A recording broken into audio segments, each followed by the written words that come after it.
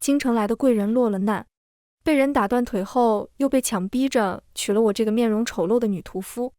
我知晓陆延和并不喜欢我，可他生的实在合我心意，于是我想尽办法替他治好腿，又逼着他上进。后来将军府派人寻回幼子，同来的还有陆延和曾经的心上人。我亲眼瞧着他在面对青梅时满怀喜悦，是我从未见过的真实之态。旁人也说我高攀不上，莫要纠缠惹人生厌。我死了心。可就在我送完和离书后没多久，素来对我冷面的陆小公子暗中在我的吃食里下了合欢散，边猛翻18式话本，边气得眼眶通红，一字一句咬牙切齿。天杀的，我就知晓你前段时间老是给隔壁那书生送猪肉，定是喜新厌旧了。待我学成，那风吹了就倒的书生能有我强？大家好，欢迎收看达达听书。陆延和是被我抱着进洞房的，他难得不像先前我看到的那般神情死寂，整个人都如同绷紧的弦一般，愤怒地盯着我，杀猪的，你敢碰我试试？倒像是个要被土匪强上的良家民女。我听话地点了点头，把人放在床上后，就二话不说地解开他的衣裳。大红的喜服衬得俊俏的小公子面如死灰，可偏偏到了这个时候，陆延和倒是一声不吭了。他死死地咬着唇，脸色惨白一片，又恢复成先前那般要死不活的模样了。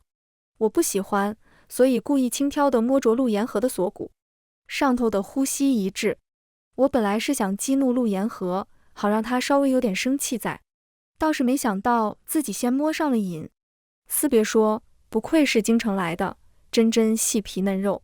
我不自觉地顺着上去，线条漂亮的下颚竟然还要如同玉石一般，带着凉意和湿润。我一惊，瞬间抬眸，漂亮精致的小公子别过脸，眼眶泛红，有大颗大颗的泪珠顺着脸颊滚落。先前拜堂时倒是闹得动静极大，如今哭起来反而是悄无声息的，还怪让人心虚的。我叹了口气，捏着陆延和的下巴，强迫他松开牙齿，别咬了，都见血了。另一只手放到了他唇边，陆延和倒是一点都不客气地抓着我的手咬了上去，但说实话没啥力气，还不如我前些日子敲猪时被猪咬到腿时疼。我正犹豫着要不要装模作样叫几声时，陆延和放开了我的手，声音沙哑，杀猪的，我不会同你成亲的，可我们已经拜过天地，如今正在洞房。我老实回答，可就这一句话，那双漆黑的眸中最后一丝光亮彻底湮灭。陆延和是京城来的贵人，有多贵我不知晓，但我见得那素来在太平县只手遮天的县太爷都对着他恭恭敬敬的，而我是一个女屠夫，还是一个毁了容生得极丑的女屠夫。唯独的几次见面也是陆延和托了人来买我的猪肉。清贵的小公子看着我的摊子一脸好奇，一介女子以此为生计，倒是稀奇。随后丢下一大袋银子，购买几十头猪了。我想还回去，可陆延和却皱起眉，语气不悦，我嗅到你身上的药香，家中有人生病，你不需要这银子。我有些讶异，愣神间这人就翻身上马，微微抬起下巴，行了，本公子只是日行一善，我在京城打发给乞丐的，可远比这多了，要不是手头紧。最后一句极为小声，我抓着银子欲言又止，实在没好意思告诉陆延和，他上马的姿势真的挺丑的，但人生的好看啊，是我见过最好看的小公子了。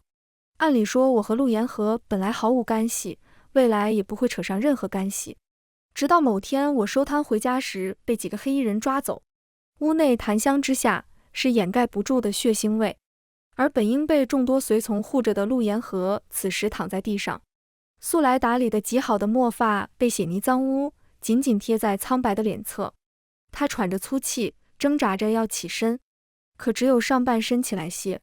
我这才注意到陆延和的双腿已经扭曲成诡异的角度，他稍一动作就被人狠狠踩了下去。我下意识想过去扶他，却被人拦了下来，不怀好意的目光落在我身上。那人突然大笑了起来，语带嘲讽，这女子面目丑陋，听说还是个天煞孤星，倒是极配你这个废物。陆延和，快起来看看你娘子啊！我沉下脸，陆延和已经疼到昏厥，而那人为了舍辱陆延和，更是直接逼着他娶了我，于是便有了这般荒唐的洞房。杀猪的！我不小心碰到了陆延和腿上还未好的伤口，他疼得脸色煞白，又咬牙切齿，你恩将仇报，带着浓浓鼻音，像是委屈而又愤怒。我没吭声，手上动作也不曾停下。很快，陆延和身上的衣服就被我扒得只剩下里衣，他气到浑身颤抖，小心扯着伤口。我抓住他的手，又俯身做出亲他的动作，却是偏在他耳侧叹气轻声：“你别急，等以后我会想办法送你回去的。”陆延和挣扎的动作一顿。我虽然不清楚那人和陆延和到底有什么深仇大恨，但我也能猜到定是陆延和家中出了事故，否则这一看就是被家里人娇养着长大的小公子也不会吃那么多苦。而他这般忍辱负重，也是想寻着机会能够回家。我瞥了眼窗外隐隐人影，摇头。那几个人还没走呢。陆延和不再吭声，好半晌后他才低低开口：“我要怎么做？”他们应当是要确定我们圆房后才会走，我猜测或许是想听到叫声。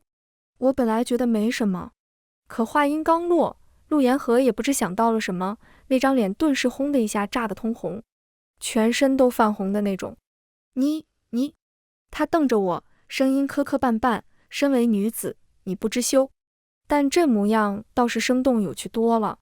我也只是听说来的。我苦恼地皱眉，我没见过别人欢好，只是临成亲前听那些婶子说有些厉害的，洞房时会闹出很大的声响。相公，你是京城来的，见多识广，你可晓得那声响是怎样的？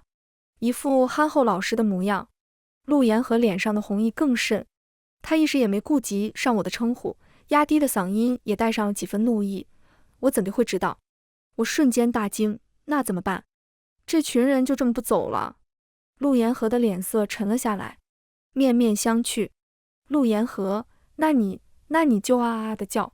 我了然，中气十足，啊啊啊啊啊啊！屋外传来一声东西被踢翻的动静，想来应当是那群人被惊吓到了。而陆延和直接被我叫的脸色又黑沉了几分。他瞪我，我委屈，没听过，不会啊。说完我又啊了几声。你闭嘴！陆延和忍无可忍，他深吸几口气，最后干脆抬起手遮住了自己的眼睛，一抹鲜红一直从脖子蔓延到耳尖。他起唇，低声喘息了起来，偶尔夹杂着一两声暧昧的呢喃。别说，的确比我叫的好听多了。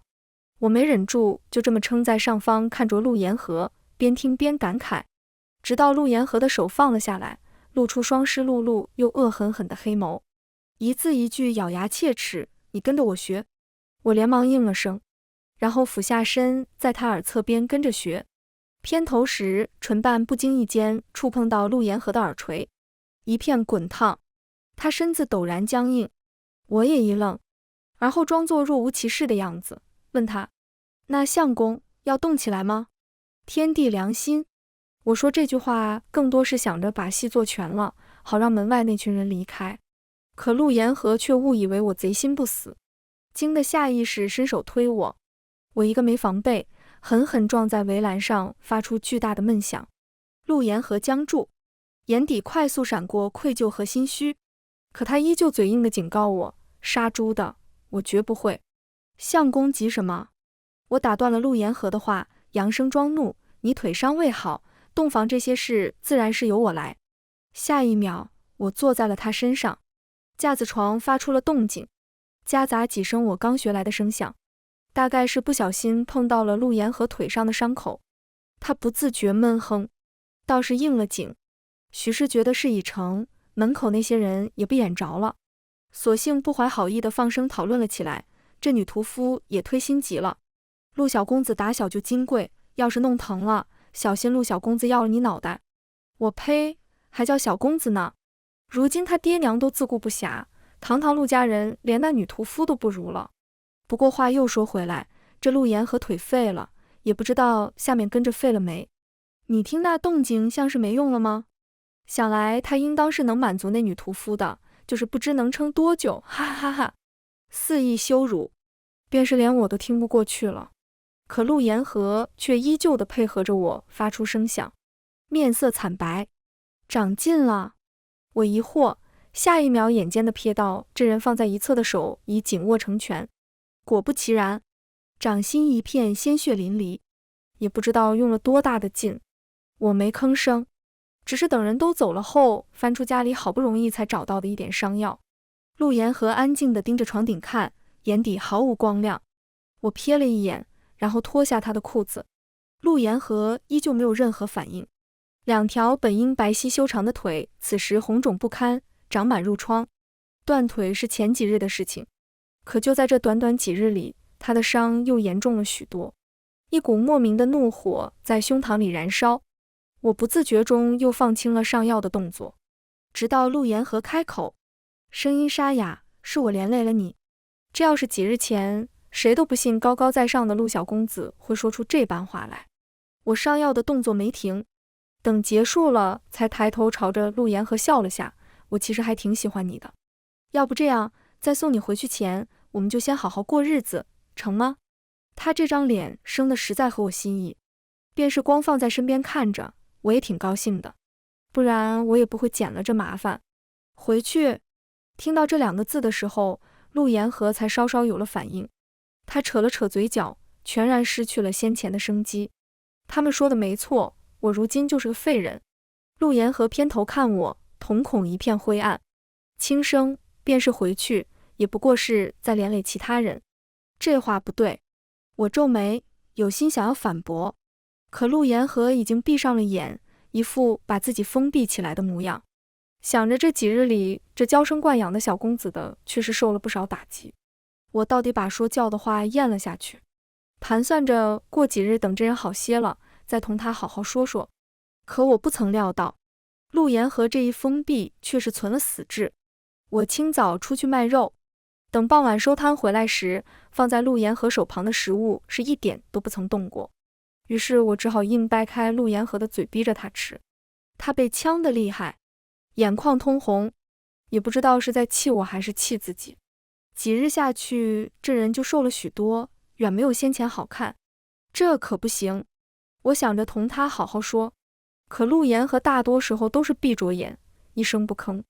便是我故意对着他动手动脚，也依旧没有任何反应。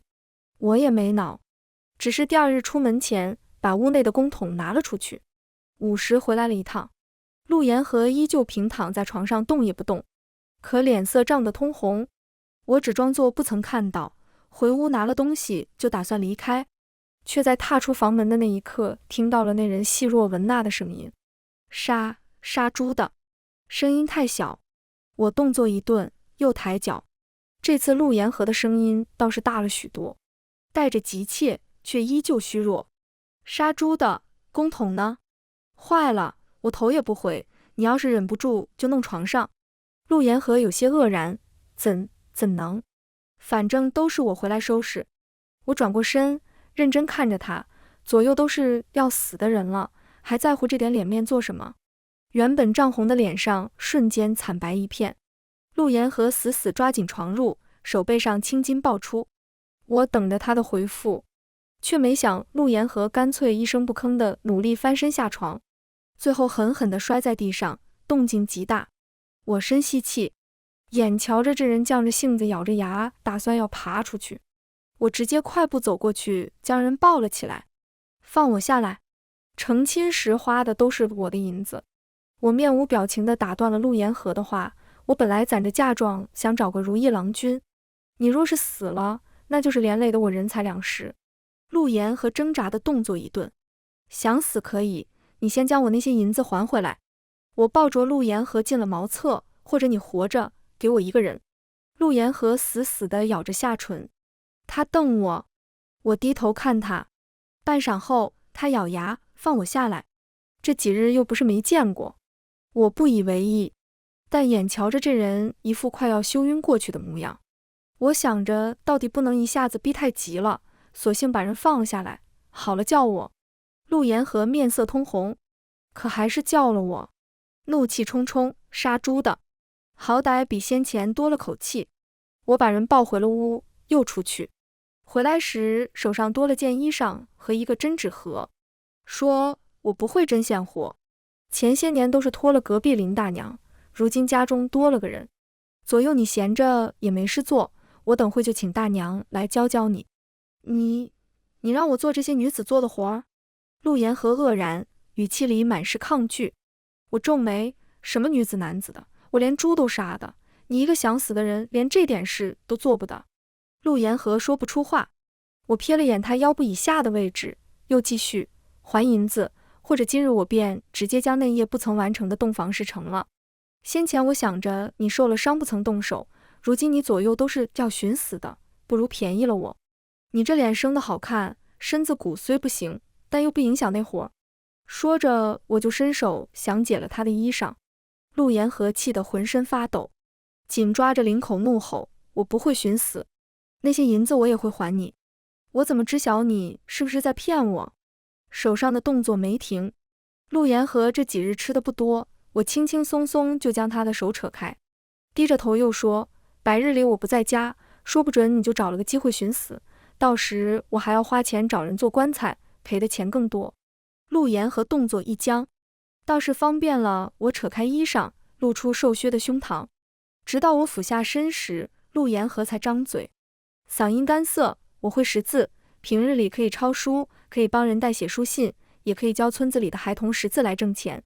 我抬头盯着他，陆延和忍着难堪别过头，继续，家里的活我也可以学着做，我不会寻死，我会把欠了你的银子都还给你。你若是不信，我今日便可以开始，你看着。说到后面，这人声音颤抖，隐隐带着哭腔，可眼底却是有着团怒火在烧，不是先前的一潭死水了。行，我点头。还有，大概是想到自己先前的无力挣脱。陆延和深吸气，咬牙切齿，我要吃饭。可以。我眼底闪过一丝笑意，许是真的饿极了，又憋着一肚子气。陆延和这次吃的又急又多，却依旧保持着仪态，不愧是京城来的贵人啊。我没忍住感慨，到底是和我们这些粗人不是一路的。被我盯得久了，陆延和的动作也慢了下来。他瞪我，你一直看着我做什么？可隐藏在黑发下的耳垂越来越红。你好看啊。我老实回答。瞧着这人又要发火了，我又急忙说，我赶着回来，还不曾吃过饭。陆延和一愣，他也不吭声，只下筷的速度越发快了，像是在故意报复。我好笑，起身去拿碗筷，原以为照那速度，饭菜不会剩多少了，可回来时，陆延和已经放下了筷子，肉菜还有不少。看什么看？许是注意到我有些讶异的目光，陆延和又生气了起来，你做的太腻了，我吃不惯。可先前我分明注意到这人吃到眼睛都眯了起来。我点头，倒也没拆穿。等到吃完收拾碗筷出去时，我才想起了什么，又回头，我找了木匠做了副轮椅。等到轮椅做好了，你就帮我喂家里的鸡还有猪，家里的活还真不少，总不能一直都麻烦林大娘。陆延和闷闷地嗯了声，可眼底隐隐有一丝光终于亮了起来。衣裳还没缝好，陆延和手上倒是多了不少针眼，难为他一声不吭，只是偶尔和我斗上几句嘴。反倒是林大娘几番来找我，欲言又止，最后委婉，这男子缝衣做活到底有些不妥，要是传了出去，别人会瞧不起你相公的。这有什么？我低头拆着猪肉，不甚在意。您看起先谁瞧得起我杀猪，如今我不照样活得比他们都好，都是为了活着，有什么好瞧不瞧得起的？可这男子都极为好面子，他们都说人活着是为了面子，可我又知道，越没本事的人越好面子，拼着口气活着，说不准哪天就碰上老天爷开了眼呢。我把猪肉递给林大娘时，眼角瞥到门口有一点灰色衣角，是坐着轮椅的陆延和。也是运气好，那木匠处正好有一个老旧的轮椅，我便先借来给陆延和用。这几日他便笨拙地坐着轮椅在家喂猪喂鸡，最后愈发熟练了起来。连声响都小了。我是说不过你。林大娘叹气，又忍不住迟疑。不过近来我听村子里有不少人说你这相公名声不好，家那边似乎也犯了什么罪，故而来这边逃难。阿朝，你同他成亲了，可会跟着连累？村子里的人并不知道陆延和的身份，想来又是那群人在肆意诋毁着他。大娘这几日里可觉得我相公就如那些人说的那般不堪。我反问，笑了笑，即便是他家那边真出了什么事，我也跟着一块面对。日子是我自己要过的，总是听旁人说到什么，我只要用心看便是了。是这个理儿。林大娘也跟着笑了起来。我瞧你相公行为举止应当是个富贵人家出来的，可对着我这糟老婆子却是恭敬有礼，不见一点脾气。前些日子我身子有些不适，连我家那口子都还没发现，你这相公便劝我早些回去歇息。你们都是好的，下次再听到那些话，老婆子我就先替你们骂回去。林大娘年轻时便是个极为泼辣不饶人的，可她人缘好，邻里邻居有个事儿她都尽量帮忙，在村里是能说得上话的人。我眼睛一亮，那我就先谢谢大娘了。阿禄是我相公，他在我眼里自然是千好万好的。话音刚落，门口那脚衣裳便匆匆收回，隐约有瓷缸碰到的声响，带着点落荒而逃的意味。什么声音？我面不改色，许是老鼠。而等我回了屋子，那当了回小老鼠的陆延和正低头愣愣地看着手上的衣裳。见我来了，他也只是抬头，目光复杂地看着我，又带着一点发现真相后的了然。我喝水动作一顿，怎么了？陆延和脸眸，语气生硬地开口。我如今还是不会缝衣服。没事，慢慢学就行了，总比我那手艺好。我想先开始抄书。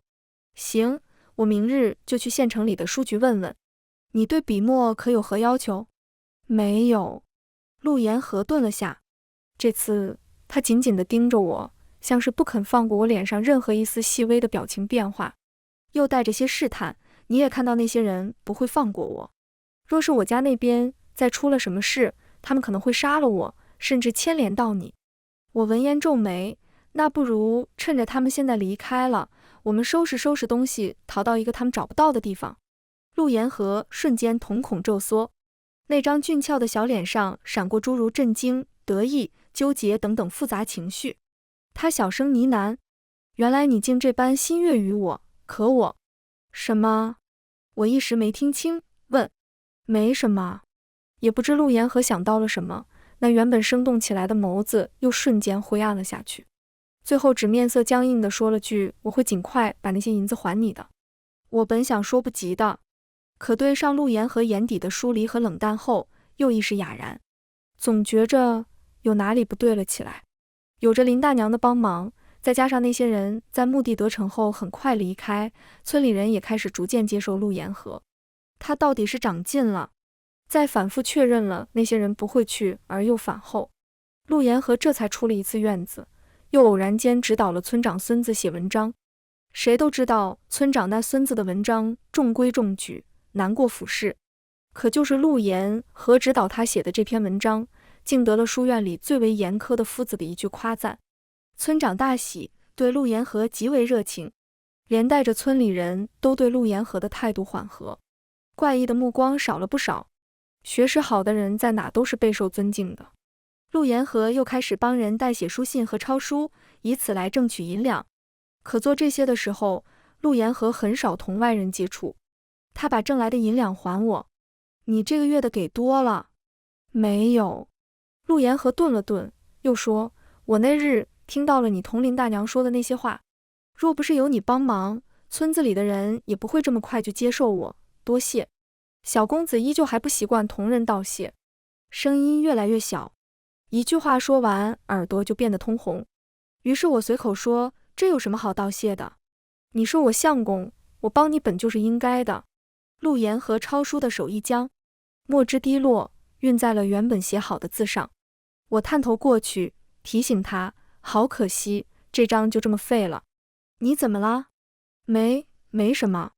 陆延和有些慌乱地收起纸，眼底的光虫又灰暗了下去，又带着些纠结，最后意味不明，你不必对我如此好，我以后他张了张嘴，视线落在自己已经残废的腿上，后半句话最终还是没有说出口，脸上的表情晦暗不明。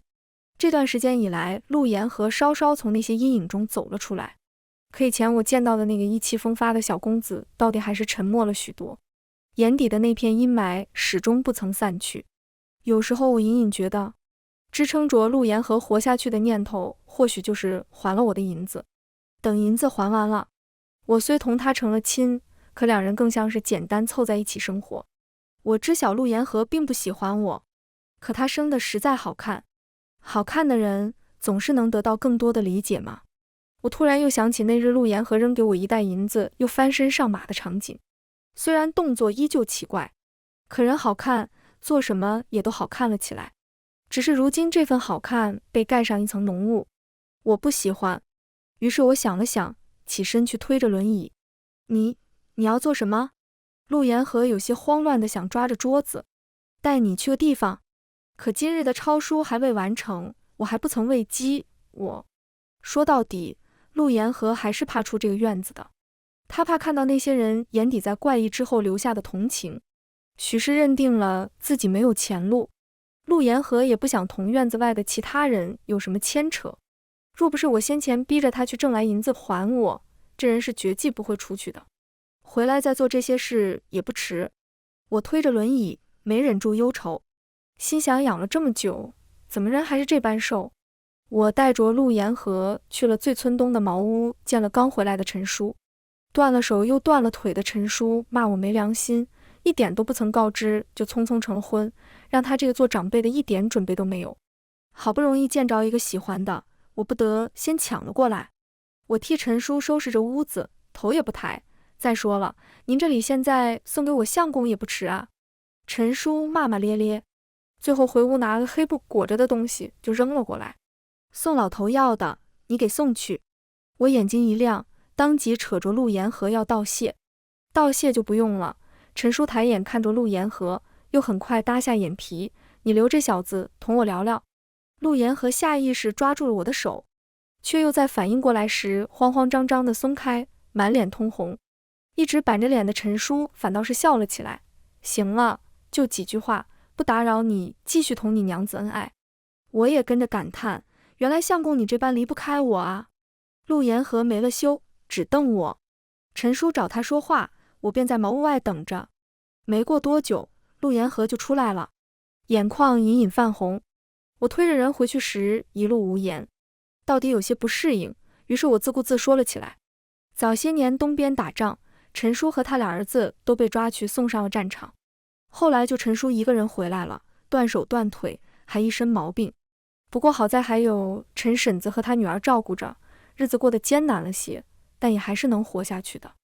我看到了好多牌位。陆言和开口，声音沙哑，后来呢？后来闹饥荒，山上的山贼下来了。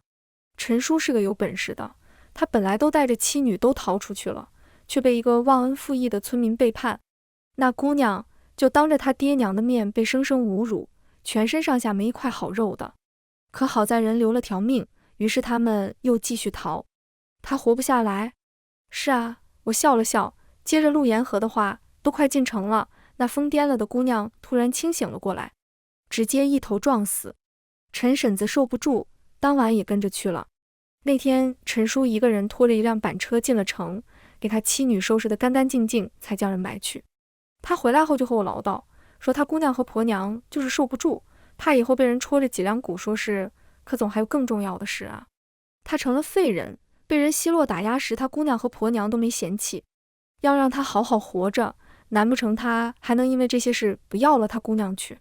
明明就差一点点，就差一点，他们就都能活下来了。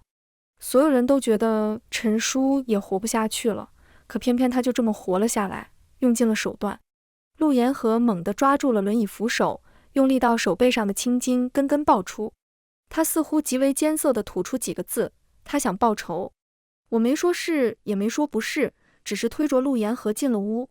这世道都不容易，可人活着就能有个盼头。算了，还是先把家里的活都做了。姜潮，陆言和突然叫住了我，这是他第一次叫我的名字。别说，还怪好听的。怎么啦？于是我看到陆言和第一次朝着我露出灿烂的笑容，虽然眼眶依旧通红，却像是珍宝扫去了阴霾。他说：陈叔说我爹娘还活着。下一秒，有根木筷子塞到了我手里，说筷子也不算，那玩意的另一头削得很尖。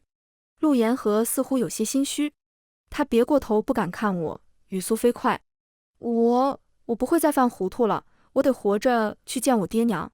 本应是极好的消息，可不知为何我心里却隐隐有些发堵。不过这也没什么的。我长吐了口气，又扬了扬手上的黑布袋。那再告诉你一个好消息，你这腿是能恢复的。陆言和脸上的笑容瞬间僵硬，他好半晌都不曾回过神来。你说什么？你先前给了诊费。我笑了笑，果然人还得做好事啊。当时陈叔差一点就要死了，是陆言和给的那袋银子让我凑齐了救命的药材。如今这银子又回来救了陆言和。镇子上有个姓宋的大夫，以前当过军医，但性子古怪。陈叔带回来的东西是宋大夫要的，这才让他同意给陆言和看腿。我要是不答应，这屠夫得一天天烦死我。宋大夫板着脸哼了声，我没忍住反驳：那你也没少吃我送的猪肉啊。老头子瞪我，最后扭头看着陆言和，他虽配不上你，可那份心意却是真的。陆言和抿着唇，快速看了我一眼后又安静了下来，不知道在想什么。他的腿能治，需要断腿重接，很疼，且重接后的恢复也需要日复一日的坚持，否则功亏一篑。这法子也不一定能成。正巧我也需要准备些东西，你们可以回去好好想想。说完，宋大夫就把我们赶了出去。我瞧着陆言和眼底的光亮又暗淡了不少，我说不出什么安慰的话来，就只是准备了一桌饭菜，要给陆言和补补身子。可这人吃着吃着就突然哭了起来。杀猪的！陆言和低着头，死死咬着唇，压住声音里的颤抖。你是不是很喜欢我啊？我点头，是啊。可陆言和反倒是被我这诚实给噎住。他咬牙，你生的这般丑，除了杀猪又没有其他本事，凭什么喜欢我？我抓了抓头，不知道怎么回答陆言和这个问题。于是我试探询问，那我不喜欢你了？你凭什么不喜欢我？陆言和又恼羞成怒，瞪着我的样子像是恨不得扑上来啃两口。如今这副模样倒是有了几分初见时那般高高在上的生机，左右说话都是错。我不吭声了，可陆言和反倒是安静了下来。杀猪的！他又叫我说我不喜欢你。我知道啊。我心想，我早就知道了。可不知为何，由着陆言和亲自说出来时，我心里还是有些堵得难受，还发酸。可你救了我，我应当报恩。陆言和避开了我的目光，语速也越来越快。我还未同你说过我家中之事吧？于是我便得知了陆言和本是将军府的幼子，上面还有3个姐姐，自小就备受宠爱。他在京城犯了事，就被他爹娘赶到这里来，说要养养性子。可陆言和刚到太平县没多久，将军府就出了事，说是谋逆。那打断我腿又百般折辱我的人，是晋王府世子。我先前仗着有将军府在，行事上从不收敛。那人强抢民女，欺压百姓，我便设计让他断了条腿。爹娘便是因此想着让我来避一避风头。后来将军府落败，断了腿的就成了陆言和。我原以为他不让我死，是想更折磨我。陆言和扯起一抹笑，眼底激动的光越来越明亮。可如今看来，应当是因着爹娘没死，他不敢对我下死手，却又忍不下那口气。那你打算回家了？我问他。那点光芒瞬间一僵。陆言和抬头看我，张了张嘴，最后深吸了口气。你我未行周公之礼，不算真正的夫妻。若是我能回去，你也跟着我一块回去，到时我护着你。可除了护着我以外呢？陆言和低着头，说不出来。也对，他是高高在上的将军府小公子，而我只是一个冒丑的女屠夫，我们本就不合适。于是我笑了笑，好啊，那我就等着了。许是没想到我会应得这么爽快。陆言和一愣，最后闷闷地嗯了声。似乎并没有那么高兴。陆言和脸上开始长肉了，他也乐意出那院子活动活动。我陪了1-2次后，陆言和就不愿意我一直跟着了。你不要杀猪挣钱了。他瞪我，这只腿的诊费可贵。说好了的，回了京城我护着你，但在此之前都得你护着我的。谁曾想几个月前随手就抛出1袋银子的陆小公子，如今对着1文钱都能斤斤计较。行吧，我托了村里的小孩陪着，却不想隔天就出了事。我赶去时，陆言和跌坐在泥潭里，浑身脏兮兮的。可素来爱干净的他顾不上整理仪容，抓起地上的石头就要往人身上砸去，却被其他人拦了下来。那男人还绝不够，啐了声：我说的不对吗？你那婆娘就是个天煞孤星，哪家好姑娘会以杀猪营生，浑身煞气泛冲，克死了爹娘不够，还要连累村里人。我看我家那猪就是被他克死的。他一婆娘凭什么卖的猪肉比我都多？说不定是用了什么见不得人的下流啊！陆言和手上的石块狠狠地砸向了那男人的嘴。他沉着脸，一字一句：你再说，我便杀了你。眼底的杀意毫不遮掩，分明是不良于行之人。可周围所有人却因着这话被害得不敢出声。我倒是第一次见到陆言和这般生气，有些稀奇。其实这些话我自小起就听多了，不过是因着陆言和有学识有本事，村子里的人顾着他，才在明面上少说了许多。如今也不知怎么就被陆言和撞了个正着，轮椅被掀翻在一旁。我默默走过去扶正了轮椅。这人先前还凶得要砍人，如今见我来了，反倒先委屈上了，又有些着急。江潮，你莫要听那些人胡说。我点头，抱着陆言和坐上轮椅，眼角瞥到他袖口处还破了一个口子，嘶了声，又心疼，好大的口子，我可不会缝。话音刚落，陆言和瞬间收起了浑身戾气，脸色黑沉，近乎咬牙切齿。这话说的倒像是你有给家里的衣裳缝过一块布。我嘿嘿一笑，别说，陆言和这手还挺巧的。一开始我也只是想着给他找些事做，没想到陆言和倒是寻得了妙处。破了口的地方他又添了竹子上去，很是好看。陆言和冷哼，可手却极为熟络地想来扯我的袖子。记着那日他说的话，我想了想后不动声色地避开，又打断他：家里的猪快要生崽子了，你不是一直想看吗？我接你回去。除了缝衣外，陆言和又对养猪起了几分兴趣。果不其然，他立马被吸引了注意力，催着要回去。只临走前，陆言和又突然看向了先前那个男人，瞳孔黝黑，偏脸上的笑容瞧着无害又温和。你骂阿朝，可我瞧着你倒像是那个天生孤寡命薄之人。煞气上身，你猜你回去后还能留下几头猪？那人身子一颤，生生被吓得摔进了刚施好肥的田泥地里，一身臭味。陆言和垂眸，我们走吧。分明是报复了回去。这人脸上却不见一点喜色。我有心想让陆言和不要记着这些话，左右说了也不会让我少一块肉。可陆言和却像是猜到了我要说什么，生生把我那些话都瞪了回去。你不在意，可我听着难受。他怒气冲冲地说，却在注意到我有些诧异的目光时，他猛地反应过来，脸上一红，急忙解释：你莫要误会，如今在外人眼中我们是夫妻，夫妻本就是一体的，他们辱你便是在辱我，更何况你也不是他们口中的那般，若不是你，我早就没了命。我哦了声，先前那点隐秘的欢喜又瞬间蔫了下去，然后点头，我知晓了，以后我也不会让他们继续这般说下去了，不会牵连到你的。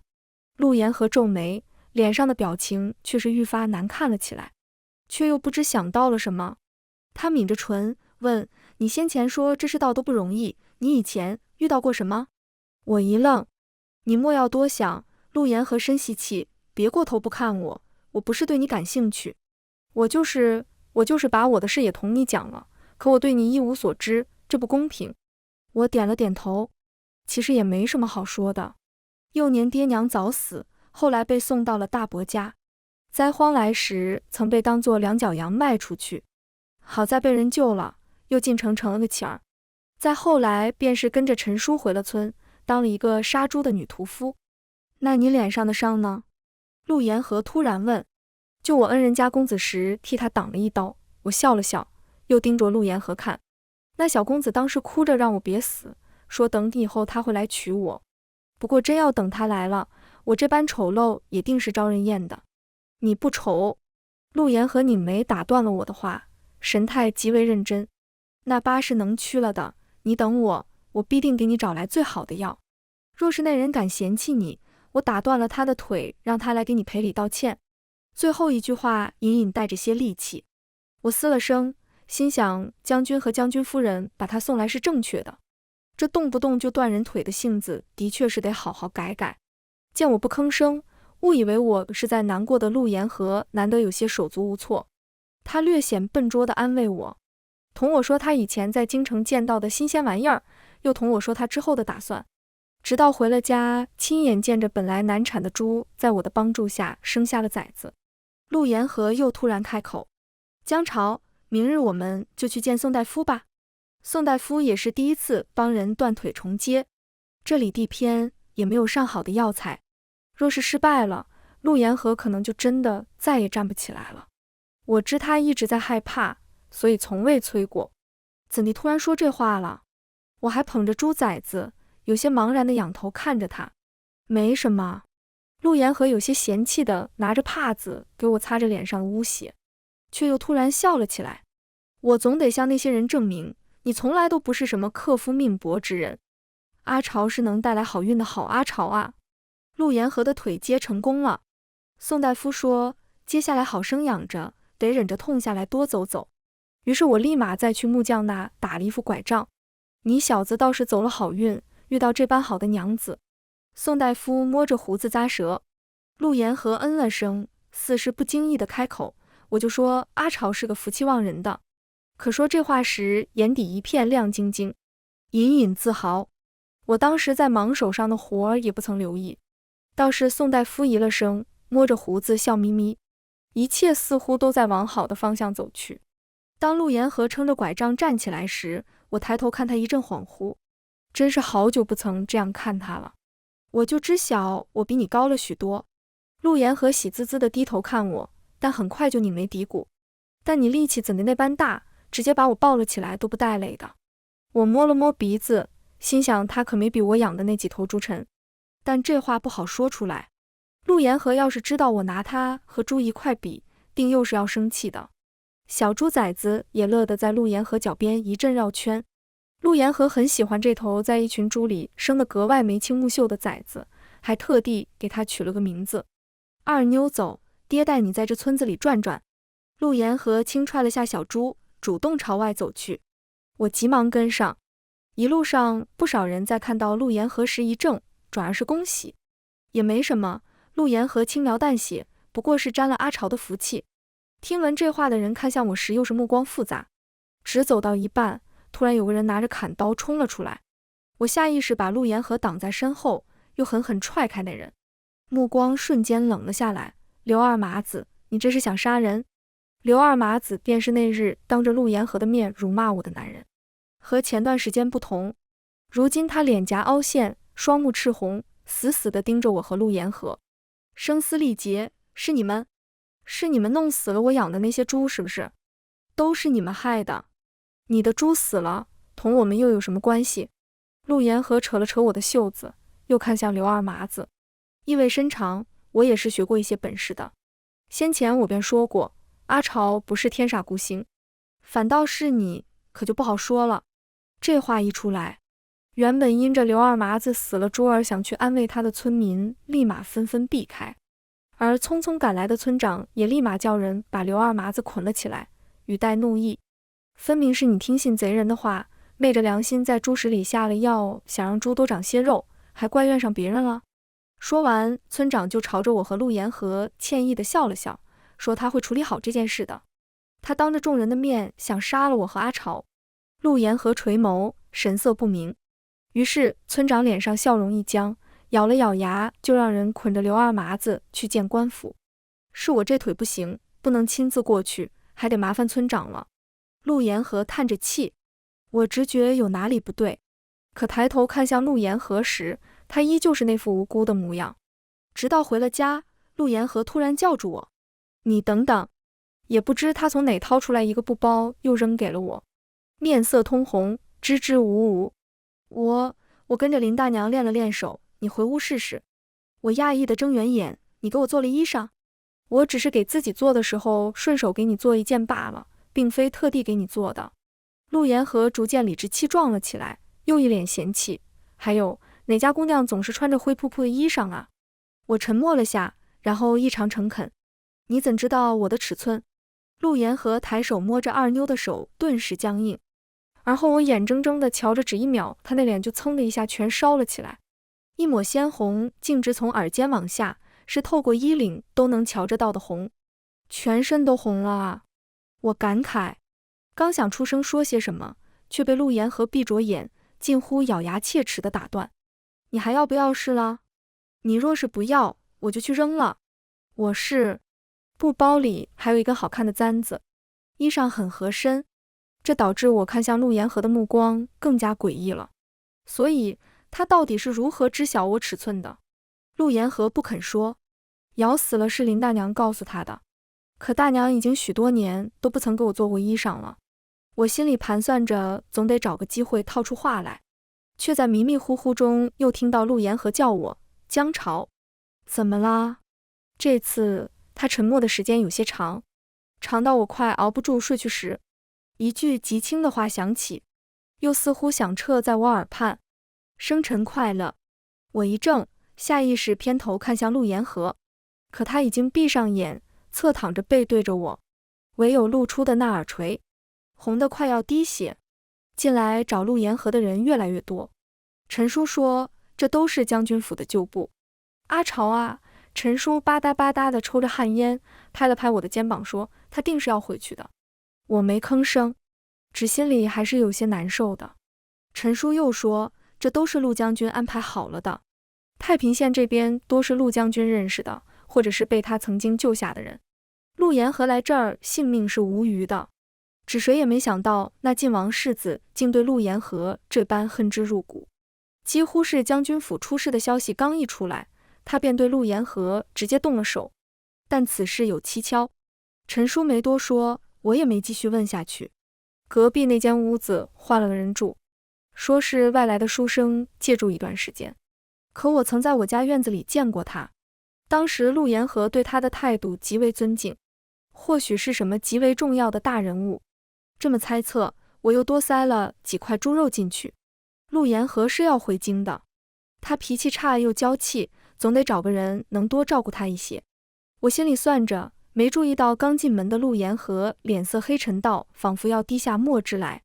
你又要给隔壁那书生送猪肉去？他突然开口问。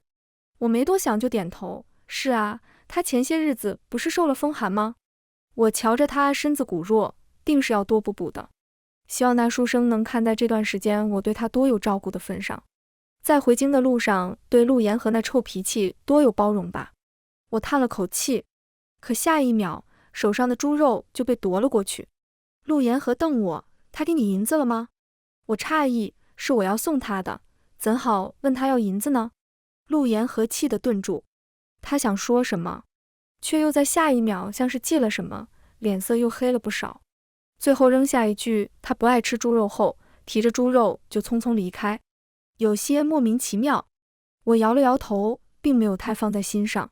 直到晚上，陆延河很晚回来，他沐浴进了屋，也不知是否错觉，我总觉得这人身上的香味过于浓了些。在我连打了几个喷嚏后，陆延河沉着脸出去了一趟，回来后倒是好了许多，只他身上穿着的衣裳单薄了许多，发丝未干，有水珠从那脸侧一路滑下，最后消失于衣领之下，一身水雾萦绕，衬得眉眼愈发屹立。我愣愣地看着今夜分外好看的陆延河，可陆延河却是心情大好的模样，微抬下巴：你来，我们正好算算这几日挣的银两。算银两时，我又没忍住多瞧了他几眼。陆延河抿了抿唇，瞪我：你老是看我做什么？只这话里却没有多少生气恼怒在。我老实回答，快入秋了，你穿这么少会着凉的。陆言和一噎，指着我的手都在发颤，最后气得盖上被子背对着我睡觉。我没懂他怎地就生气了，想了想又说，你如今行走也无大碍了，我把隔壁那屋子收拾了出来，明儿我就搬去那边睡。自打知晓了陆言和的心思后，我就盘算着要分房，只是担忧他晚上不方便，要人照顾看着，所以这才迟了些。你还要同我分房睡？陆言和看向我时的目光不可置信又气恼，我刚想解释，却被这人怒气冲冲地打断。行，分就分，可声音又带着不易察觉的委屈。我抿了抿唇，到底什么话也没说出来。好在陆言和的怪异并没有持续太久，因为将军府来人了，同来的还有那位陆言和的小青梅。据说两人两情相悦，隔壁书生同我说的时候，我原本是不信的。可陆言和在看到那位苏小姐时神情明显喜悦，这几日对我的冷脸也换上了真实之态时，我彻底说不出话来了。两人似乎有许多话要说，于是我找了个借口出去，后来又觉得还不如不出去呢。村子里消息灵通，没多久人人都知道陆言和家中是京城的大官，众人议论纷纷，一众小姑娘含羞带怯，但对于我都是那句江潮啊，你配不上陆小相公。在拒绝了不知多少个明里暗里想把自家姑娘或者外甥女送来给陆言和当妾的大娘后，我叹了口气准备回去，却撞见了陆言和苏小姐凑在一块说着什么，神情亲昵。于是我脚下拐了个弯去隔壁找书生。我不识字，得找书生写和离书，难受是肯定的，可很早之前就已经知道是这般结局，倒也不是那么难接受。就是书生在听到我要写和离书时，面色怪异，又像是在憋着笑导致的扭曲。我一心沉浸在难受中，也没顾得上理会。将和离书放在陆言和住的那间屋子后，我想了想，又去找陈叔喝酒。酒才喝到一半，那位苏小姐就神色匆匆地过来找我，语气着急：江姑娘，你快回去看看言和，他受了很严重的伤。在听到陆言和受伤时，我心上焦急，二话不说就回去。故而也不曾注意到苏小姐在说这话时眼神乱晃，明显心虚。院子里一片寂静，我慌张地朝着陆言和那屋走去，刚推开门，阿陆你，天杀的，我就知晓你前段时间老是给隔壁那书生送猪肉，定是喜新厌旧了。待我学成，那风吹了就倒的书生能有我强？原因是受伤的陆言和此时一边猛翻着一本书，又举着一个小瓷瓶往着一盘吃食里倒，语气恶狠狠，气得眼眶通红。我推开门的手僵住，又凭借着极为优越的视力看清了陆言和手中的那本书。啊，是18式画本，看起来比之前林大娘私下里偷摸塞给我的要细致了许多。但他哪来的？陆言和大概也没有想到我会突然闯了进来，一手翻着画本，一手抓着瓷瓶，浑身僵硬。你……我有些迟疑地看了看陆言和，又看了看他手边的吃食。陆言和脸瞬间涨得通红，然而在反应过来后的第一件事却是夹起一块肉吃了下去。我吓了一大跳，连忙过去拦着，你在里边放了什么东西？这是能乱吃的吗？陆言和反倒是一声不吭，只是抓紧机会又吃了一块。你……我又气又急，可下一秒手被抓住，皮肤接触的地方一片滚烫，是药效不强的合欢散。陆言和抿着唇，闷闷地开口。他垂着眼不敢看我，可抓着我的手却是愈发用力。本来也不是给你吃的，放心，就算毒死了也和你没关系。这话带着气，可我在听到合欢散这3个字的时候，脑子像是被猛地撞了一下，又想到先前听到的那些话，有些茫然不知所措。你是呆子吗？见我迟迟没有反应，陆言和更气了，微微上挑的眼尾染上一抹红，烫意也愈发明显。还是说你当真看上隔壁那书生了？他生得比我好看？陆言和猛地凑近，死死地盯着我，咬着牙问。那还是没有的。我老实摇了摇头。那你写什么和离书？莫非你是打算去找那书生当你相公？他沉着脸，语气阴恻恻的。我瞬间心虚，但转而又觉得不对，于是劝他，苏小姐亲自过来找你，你也不好辜负她。等你回京后，等我回京。陆言和粗暴地打断了我的话，可声音却隐约在发颤。那你呢？你在哪？我明明说过，若是我能回去的话，我会带着你一起回。江潮，你是不是从未想过和我一块回京？你是不是从未信过我的话？最后一句话甚至在低吼。我沉默了，心想我跟着去干嘛呀？陆言和又不喜欢。手背上突然一阵湿润，我一愣，抬头就看到陆言和低着头，一声不吭，像是受尽了委屈。你别哭啊！我手足无措的想要上去替陆言和擦眼泪，却又有些犹豫。最后是陆言和扯着我的手贴了上去。帕子不给，你连手都不愿意给我了。江潮，你就这般说不喜欢就不喜欢了吗？入手一片滚烫，我忍不住分神担忧，你乱吃了东西，我去找宋大夫来。想来应当是药效影响了他。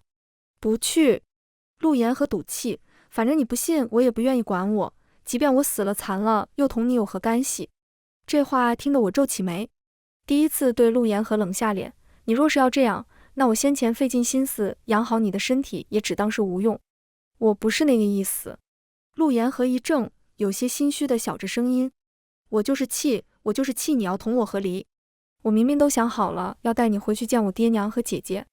先前成婚时就委屈了你，我还在问苏鸟京城姑娘家最喜欢的大婚是何模样的。我想着等回去，我一定要让你风风光光的进将军府，让别人都不能看低了你去。我还想……大颗大颗的眼泪滚落下来，陆言和抬手抹去，可越抹越多，最后连话都说不清了。可你不信我，你不愿同我回去，你要和离，我连想了那么多都没有办法去做。我心底隐约有个大胆的猜测在逐渐跳出。我深吸气，可你说过你不喜欢我，那是很久之前的话了，我都多久不曾说过了。陆言和又气又急，你这人怎就这般小心眼？我先前不喜欢你，我后面喜欢你了，不可以吗？我要是不喜欢，我何必替你做衣裳，又收拾着家里的活？我何必费尽心思打探你的生辰？我又凭什么要去收拾那些对你不好的人？你怎能就只盯着先前那一句话？这下轮到我失了言。仔细想想，好像的确是这样的。只是周围所有人都在提醒着我，我配不上陆言和，所以我理所当然地觉得，等陆言和好了，等将军府来人接他走了，我们便再无瓜葛了。后来我也从未问过陆言和是怎么想的。陆言和还在继续说，我先前还想着法子去引诱你，可你看也不看我，只想着送猪肉给那隔壁书生，委屈还气。引诱。想起前些日子陆言和那些堪称怪异的举止，我陷入了沉思。你这是什么眼神？陆言和咬牙跳脚，我只是刚学，还不甚熟练，你等我学好了。我只好顺着他的意思安抚，好，我等你。我还想着同苏鸟学怎么讨姑娘家欢心，结果回来就看到你的和离书。是我不对，大概真是要笑上来了。陆言和絮絮叨叨说了许多往日里都不会说的话，我耐心听着，又时不时哄上几句，心底隐约有个地方被轻轻触碰，如蜜如糖。他抓着我的手不放，神态有些恍惚，却又极力维持着认真之态。我们陆家素来就没有内妾之说，娶了妻就自当一心一意对待，更不会休妻和离。江潮，你要是不要我，那我就真的只能孤家寡人了。尾音带着些许哭腔，我只好又哄着他，直到陆言和黏黏糊糊地凑上来，连基本的理智都难以维持了。他蹭了蹭我，小声而又委屈，阿潮，我难受，你帮帮我好不好？我一愣，应了声好。醒来后的陆言和愣愣地看着床顶，目光空洞。我以为他是后悔了，抿了抿唇开口，左右昨晚并未。阿潮。陆言和突然扭头看我，声音有些发颤，我的腿不会再断一次的，对吧？我愣住，有些茫然。陆言和猛地抓住我的手，眼底隐隐期待。你好不容易才帮着我治好我的腿，况且如今我已经成婚，有了肌肤之亲，我又这般心悦阿朝，所以阿朝，你不会看着我亲自打断我的腿的，对吧？我突然想起了陆言和先前说的话，眼底笑意漫开，可面上依旧没有什么表情。于是陆言和有些懊恼地抓了抓头发，小心翼翼，那不然让宋大夫给我打断一次，反正他也能接回去的，就是疼了些。不过比起阿朝吃的苦，我定是能忍受的。他说着说着就觉着这法子可靠，下意识就要起身。可我不喜欢瘸子。陆言和身子一僵，委屈看我。阿朝，你如今这样就挺好的。我朝着陆言和笑，又说，更何况那本就是孩童之言，你无需计较。要计较的。陆言和打断了我的话，他抿紧唇线，小心翼翼地碰了碰我脸颊上的伤口，小声问，阿朝，疼不疼啊？我摇了摇头，早就不疼了。更何况将军夫人救了我一命，我救陆言和本就是理所当然之事。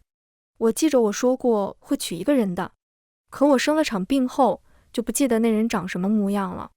陆言和的笑容有些勉强，阿朝，你怪我吧？若我能早些记起来，你是不是就不用吃那么多苦了？那和你无关。将军夫人救了我，将军又带着我习武，让我练了本事。若没有他们，我早就死在这乱世了。我想了想，笑道，阿陆，你带我回京吧，我也许久不曾见到将军和夫人了。好。陆言和眼底的光虫又亮了起来。入冬，将军府洗刷冤屈，又上告晋王府于太平县附近私自开采矿铁，私藏甲胄，蓄养私兵。圣上大怒，直判绞刑。后来有人想起当初将军府被诬告谋反时，圣上也只是令人捉拿，严令看守。又记起那刚归京的将军府小公子便是从那太平县来时，心中隐有猜测。不过这也都是后话了。而此时的将军府正忙着筹备小公子的婚事。娘，我什么时候才能见到阿朝？你急什么？哎，你往哪去呢？听说新娘子不能吃东西，阿朝会饿。娘，我去给阿朝送些吃的。混小子，你给老娘滚回来！穿着大红喜服的新郎想溜走，却被一堆人拦下。来人笑着，小公子，你莫要坏了习俗。就是啊，小公子这么想见我家妹子的话，就再耐心等等呗。很早之前，姜潮曾在陆家军待过一段时间。他天生力气大，在习武上极有天赋，性子又好，不少人都把他当亲妹子看。这些人说话都是和颜悦色的，可陆言和看着这一个两个挡在自己面前的高大身躯，气得磨牙。不就是仗着他不会武功吗？于是陆言和智能耐着性子等待，终于等到黄昏。他看着他的阿朝朝他走来，忍不住向前，一拜天地，二拜高堂，夫妻对拜。阿朝，陆言和下意识抓住姜潮的手，他似乎有许多话要说，可到了最后只红着眼眶憋出一句干巴巴的话，我会对你极好的。姜潮也朝着他笑。好。姜潮要收回那声好，以及苏鸟给的那18式话本为何还有那么多隐藏版？陆言和为何都学了去？他杀猪都没这么累。全文完，达达听书感谢您的观看，每天上新精彩小说，喜欢就订阅吧。